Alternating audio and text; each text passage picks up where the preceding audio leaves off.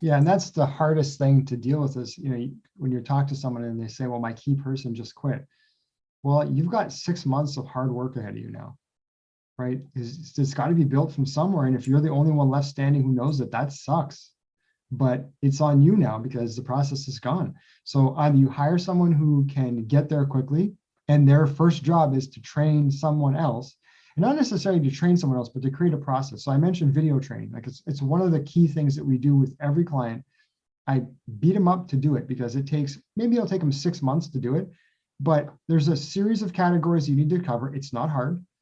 But if I'm a new admin person, as an example, who shows up tomorrow, I need to know, how do I open the software?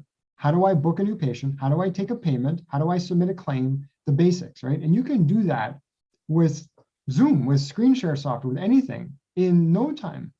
If I have to get the trainer from the software company on the phone a couple of hours to teach the details, great, do that. Then shoot a lesson on how to do exactly what you just learned for the next person.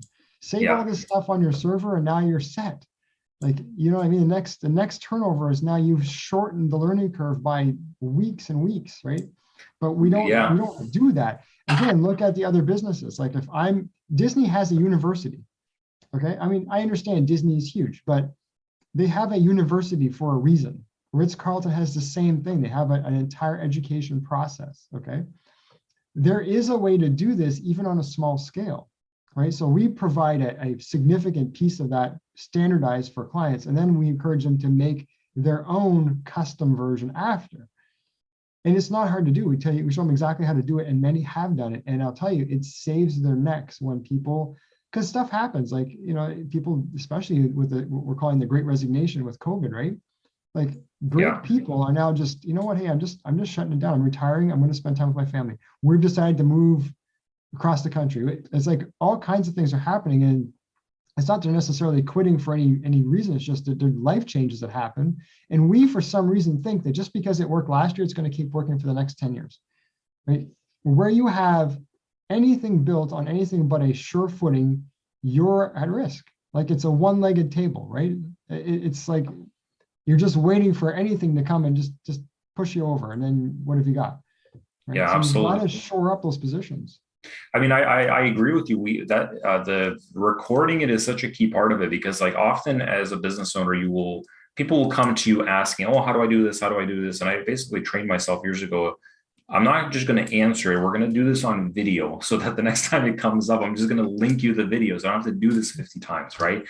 So we first did it when clients would have questions about, how do I use Gmail exactly? Where do I set up a signature? And I got tired of just answering the same question. So I shot 11 videos, and I've never had to answer any questions about that in like 5 years. And then what happens is you can give it to your team, and if anything changes, have them record the next one, right? So it's their job to maintain it. And because it's one thing you don't want to end up with, like the binder, where it's like, here's a million processes that like no one's looked at since 1980s. And that doesn't work. You need to put a couple simple systems that definitely will be utilized frequently, and then empower the team to modernize them, change them, or, give them some sort of like ability to, like a sandbox that they can play in, where you can change these things, make them better, but that way you can sort of empower your team to like improve the business, but still have sort of constraints where you can't just like change whatever you want, right? And I think doing that through video, like compartmentalizing certain processes, recording it, you won't have to do those meetings again and again where you're training person. Here's how you do the billing, right? For the 8th time, because you've lost a bunch of people that, I completely agree with you.